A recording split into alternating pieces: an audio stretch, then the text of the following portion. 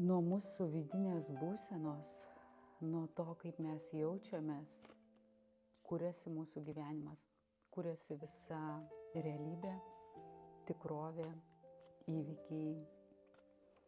Ir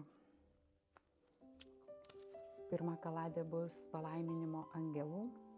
Angelai yra tie pagalbininkai, kurie visada yra šalia mūsų, tam, kad mums labiau parodytų, kas mes esam. Išsirink vieną iš trijų, pirmą, antrą arba trečią variantą, kuris atitiktų tavo būseną.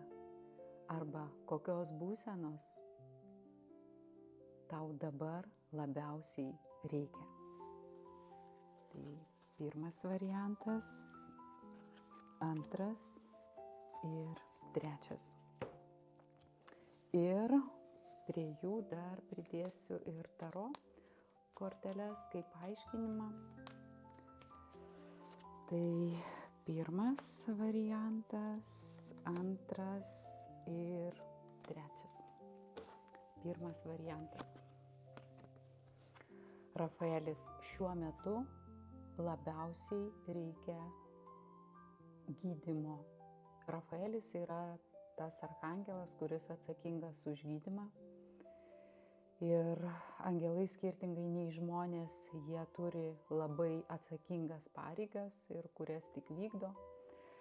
Taip ir Rafaelis, jo darbas yra būti atsakingam už išgijimą. Jisai rūpinasi, kad atsirastų tinkamas gydytojas, kad būtų žmogui parūpinta tinkamas gydymo metodas. Ir aišku, atsiunčia visą pagalbą reikalingą tavo išgijimui. Ir papildoma taro kortelė, 8 kardai, matom mergina surištom rankom, nemato, tai tiesiog kartais atrodo situacija yra beviltiška, tačiau pasitikėk tuo, kas vyksta ir ji tikrai išsispręs. Antras variantas ir antras angelas Anančel, tai yra malonė, Dievo malonė, kad ir kas benutiktų tavo gyvenimą, pasistenk viską priimti kaip malonę. Nes kartais tie įvykiai, kurių mes nepriimam, atrodo, už ką mums tai, kodėl taip su manim vyksta. Bet jeigu mes pasižiūrim iš tolimesnės perspektyvos, atsisukam atgal ir pamatom, kad taip, to reikėjo mūsų sielos augimui, to reikėjo tam, kad mes sustiprėtume, tam, kad mes pamatytume. Tai malonės angelas ir papildymas 7 lazdos. Tai vėlgi apie tą mūsų vidinę būseną, vidinį nusiteikimą, kada mes turim pakankamai motyvacijos veikti iš savo vidaus.